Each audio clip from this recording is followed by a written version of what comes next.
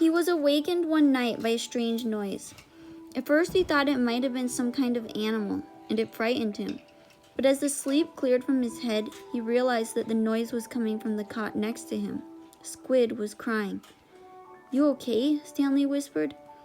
Squid's head jerked around. He sniffed and caught his breath. "Yeah, I'm fine," he whispered and sniffed again.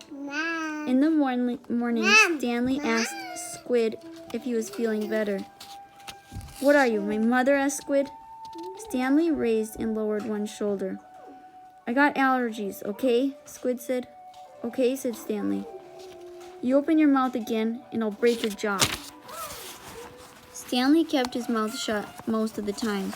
He didn't talk too much to any of the boys, afraid that he might say the wrong thing. They called him caveman and all that, but he couldn't forget that they were dangerous too. They were all here for a reason. As Mr. Sir would say, this wasn't a Girl Scout camp.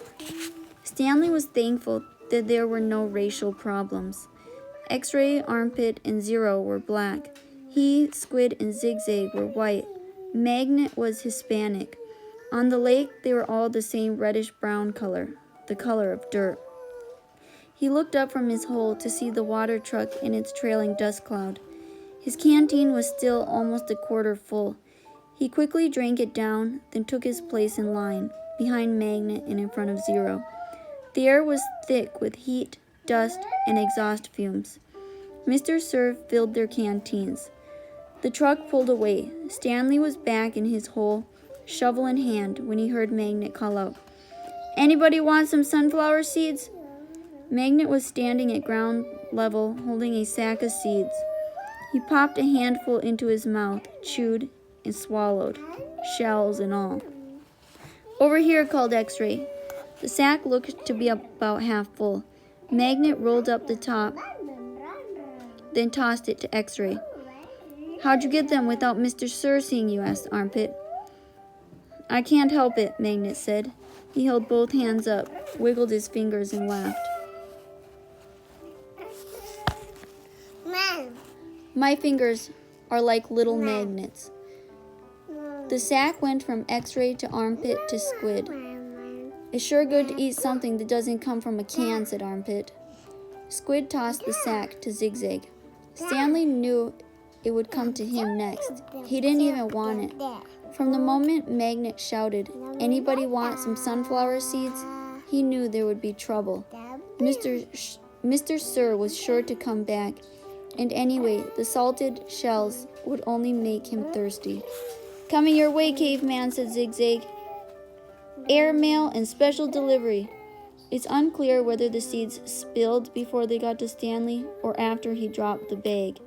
It seemed to him that Zigzag hadn't rolled up the top before throwing it, and that was the reason he didn't catch it. But it all happened very fast.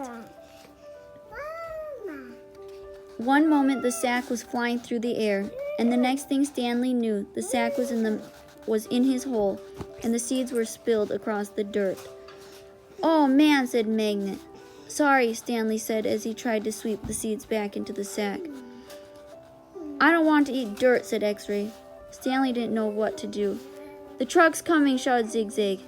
Stanley looked up at the approaching dust cloud, then back down at the spilled seeds. He was in the wrong place at the wrong time. What else is new? He dug his shovel into his hole and tried to turn over the dirt and bury the seeds. What he should have done, he realized later, was knock one of his dirt piles back into his hole. But the idea of putting dirt into his hole was unthinkable. "Hello, Mr. Sir," said X-Ray. "Back so soon?" "It seems like you were just here," said Armpit. "Time flies when you're having fun," said Magnet. Stanley continued to turn the dirt over in his hole. "You Girl Scouts having a good time?" asked Mr. Sir. He moved from one hole to the other. He kicked a dirt pile by Magnet's hole, then moved towards Stanley. Stanley could see 2 seeds at the bottom of his hole. As he tried to cover them up, he unearthed a corner of the sack. "Well, what do you know, caveman?" said Mr. Sir, standing over him. It looks like you found something. Stanley didn't know what to do. Dig it out, Mr. Sir said. We'll take it to the warden.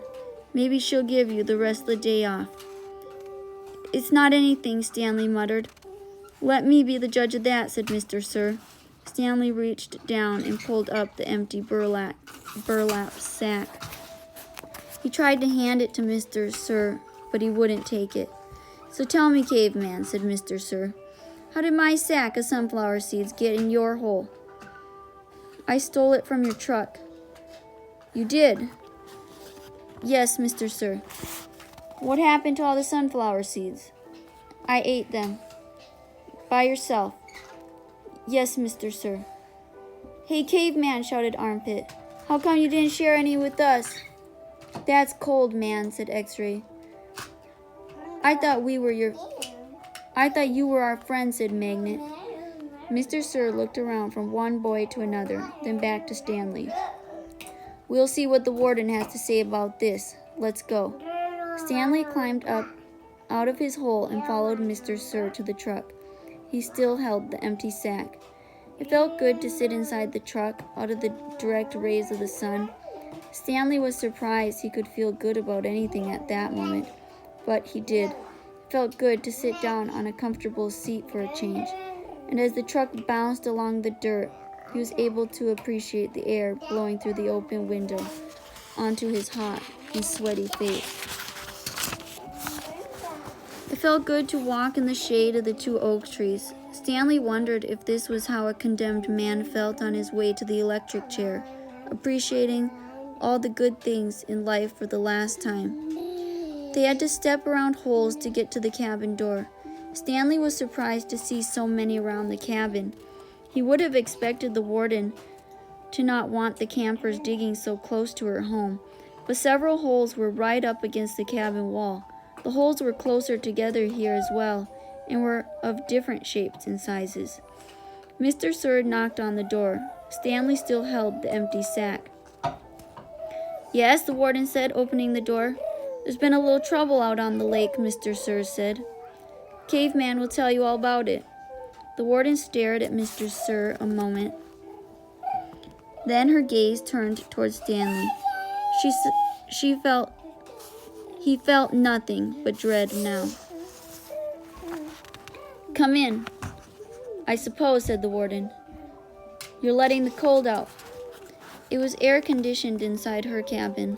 Television was going. She picked up the remote and turned it off. She sat down on a canvas chair. She was barefoot and wearing shorts. Her legs were as freckled as her face and arms. So what is it you have to tell me? Stanley took a breath to steady himself. While Mr. Sir was filling the canteens, I snuck into the truck and stole his sack of sunflower seeds. I see. She turned to Mr. Sir. That's why you brought him here? Yes, but I think he's lying. I think someone else stole the sack, and Caveman is covering up for X-Ray or somebody. It was a 20-pound sack, and he claims to have eaten them all by himself. He took the sack from Stanley and handed it to the warden. I see, the warden said again. The sack wasn't full, said Stanley, and I spilled a lot. You can check my hole. In that room, Caveman, there's a small flowered case. Will you get it for me, please? She pointed to a door. Stanley looked at the door, then at the warden, then back at the door. He slowly walked toward it.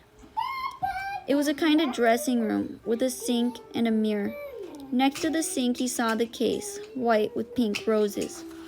He brought it back out to the warden, and she set it on the glass coffee table in front of her. She unclasped the latch and opened the case. It was a makeup case. Stanley's mother had one similar to it. He saw several bottles of nail polish, polish remover, a couple of lipstick tubes, and other jars and powders. The warden held up a small jar of dark red nail polish. You see this, Caveman? He nodded. This is my special nail polish. Do you see the dark, rich color? You can't buy that in a store. I have to make it myself. Stanley had no idea why she was showing it to him. He wondered why the warden would ever have the need to wear nail polish or makeup. Do you want to know my secret ingredient? He raised and lowered one shoulder. The warden opened the bottle. Rattlesnake venom. With a small paintbrush, she began applying it to the nails on her left hand. It's perfectly harmless when it's dry. She finished her left hand. She waved it in the air for a few seconds, then began painting the nails on her right hand. It's only toxic while it's wet. She finished painting her nails, then stood up. She reached over and touched Stanley's face with her fingers. She ran her sharp, wet nails very gently down his cheek. He felt his skin tingle. The nail on her pinky just barely touched the wound behind his ear. A sharp sting of pain caused him to jump back. The warden turned to face Mr. Sir, who was sitting on the fireplace hearth. So you think he stole your sunflower seeds? No, he says he stole them, but I think it was. She stepped toward him and struck him across the face. Mr. Sir stared at her. He had 3 long red marks slanting across the left side of his face. Stanley didn't know if the redness was caused by her nail polish or his blood. It took a moment for the venom to sink in. Suddenly, Mr. Sir screamed and clutched his face with both hands. He let himself fall over, rolling off the hearth and onto the rug. The warden spoke softly. I don't especially care about your sunflower seeds. Mr. Sir moaned. If you must know, said the warden, I liked it better when you smoked. For a second, Mr. Sir's pain seemed to recede. He took several long, deep breaths. Then his head jerked violently, and he let out a shrill scream, worse than the one before. The warden turned to Stanley. I suggest you go back to your hole now. Stanley started to go, but Mr. Sir lay in the way. Stanley could see the muscles on his face jump and twitch. His body writhed in agony. Stanley stepped carefully over him. Is he... Excuse me, said the warden. Stanley was too frightened to speak. He's not going to die, the warden said. Unfortunately for you. It was a long walk back to his hole.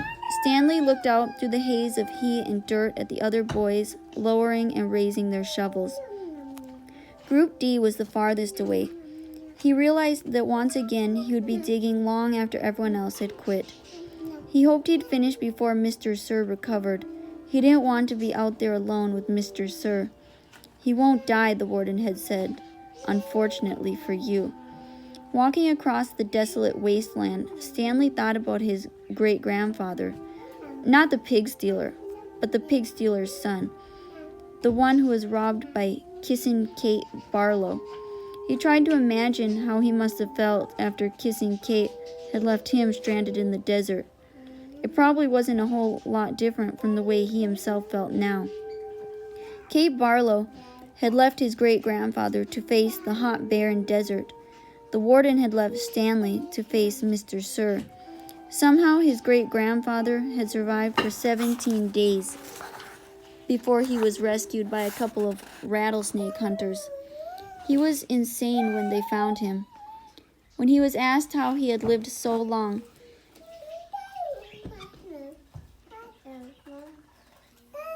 he said he found refuge on God's thumb. He spent nearly a month in a hospital. He ended up marrying one of the nurses. Nobody ever knew what he meant by God's thumb, including himself. Stanley heard a twitching sound.